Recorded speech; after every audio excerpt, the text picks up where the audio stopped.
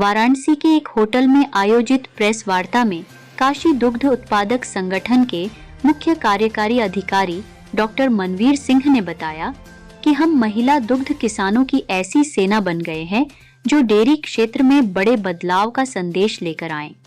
उन्होंने बताया कि अब तक हमने 2000 दीदी को लखपति बनते देखा है और साल के अंत तक यह संख्या 3000 को पार कर जाएगी, जिसका श्रेय सदस्यों को मिलने वाले साफ सुथरी एवं पारदर्शी खरीद मूल्य के फल स्वरूप कोई तेज वृद्धि को जाता है। उन्होंने बताया कि हमारे 18-19 महीने के संचालन में एक सदस्य में हमें दूध बेचकर 30 लाख रुपए से ज्यादा की आय प्राप्त की है। हमने अगले वित्तीय वर्ष के लिए 300 करोड़ रुपए का लक्ष्य निर्धारित किया है। उन्होंने कहा कि राष्ट्रीय ग्रामीण आजीविका मिशन और उत्तर प्रदेश ग्रामीण आजीविका मिशन के तत्वावधान में राष्ट्रीय डेयरी विकास बोर्ड की इकाई NADDB डेयरी सर्विसेज के तकनीकी सहयोग से काशी दुग्ध उत्पादक संगठन का गठन हुआ। और आगे उन्होंने बताया कि वित्तीय वर्ष 2023-24 के अंत तक मात्र 2 साल के संचालन में 200 करोड़ रुपए का टर्नओवर पूरा कर लेंगे।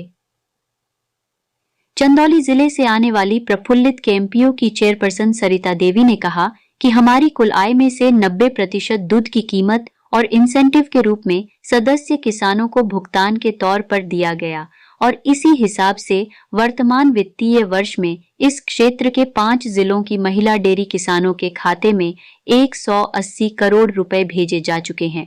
उन्होंने बताया कि अगले साल दूध की खरीदी के लिए वाराणसी और भदोही जिलों में भी विस्तार के साथ हम कम से कम 300 और गांव जोड़ेंगे और बलिया, गाजीपुर, मिर्जापुर, सोनभद्र और चंदौली जैसे 5 जिलों में विस्तार भी करेंगे। डॉक्टर मनवीर सिंह ने बताया कि KMPO अपने संचालन क्षेत्र में घरों की ईंधन आवश्यकता को पूरा करने के लिए NDDB के सहयोग से 100 बायोगैस प्लांट भी स्थापित करने की दिशा में काम कर रहा है। आज प्रेस वार्ता, सबसे पहले मैं आपका धन्यवाद देना चाहूँगा। आज के प्रेस वार्ता का जो उद्देश्य है, हम यहाँ पिछले 2 साल से काम कर रहे थे, तो हम 1,15,000 लीटर दूध इकट्ठा करने, प्रतिदिन दूध एकत्रित कर रहे हैं। तो उसी की खुशी साझा करने के लिए आज हमने ये प्रेस वार्ता का आयोजन किया है, जिससे हम ये साझा कर सकें कि इस काशी संकुल की 20,000 महिलाएं जुड़कर एक नई सेना बना चुकी हैं, जो श्वेत क्रांति की नई पटकथा लिख रही हैं। तो इस कंपनी के जो मालिक हैं वो महिलाएं, इस क्षेत्र की 20,000 महिलाएं हैं।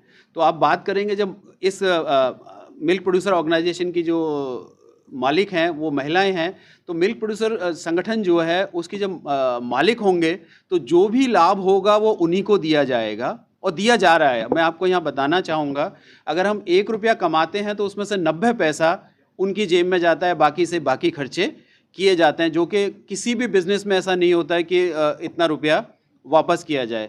हमने पिछले वित्तीय वर्ष में 37 करोड़ का कुल व्यवसाय किया था।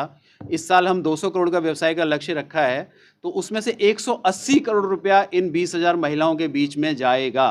क्या दूध ही है कि इनका और भी कोई प्रोडक्ट? अभी एकत्रीकरण जो कर रहे हैं वो हम दूध का कर रहे हैं, लेकिन सुविधाओं के तौर पर हम बात करें तो सुविधाओं में हम पशु आहार, मिनरल मिक्सचर जो कि पूर्वांचल विशेष है, और वेटनरी सेवाएं, प्रमाणित चारा बीज और अन्य सलाहकार सेवाएं, प्रशिक्षण, जो डेयरी प्रशिक्षण है आदि सभी दे रहे हैं।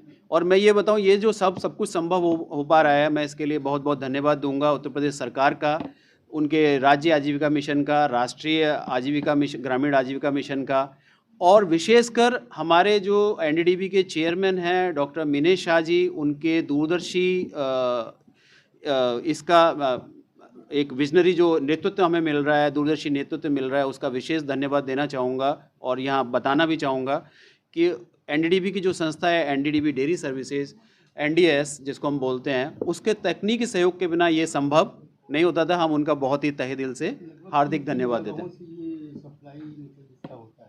हम लोग जो इस समय दूध एकत्रीकरण कर रहे हैं वो हम चंदौली, गाजीपुर, बलिया, मिर्जापुर और सोनभद्र जिलों से कर रहे हैं। इन जिलों में हमने 5 अवशीतन केंद्र लगाए हैं, जिनकी कुल क्षमता करीब 1.5 लाख लीटर दूध इस समय है उनके अवशीतन केंद्र की क्षमता, और आज की डेट में हम 1,15,000 लीटर प्रतिदिन दूध एकत्रित कर रहे हैं।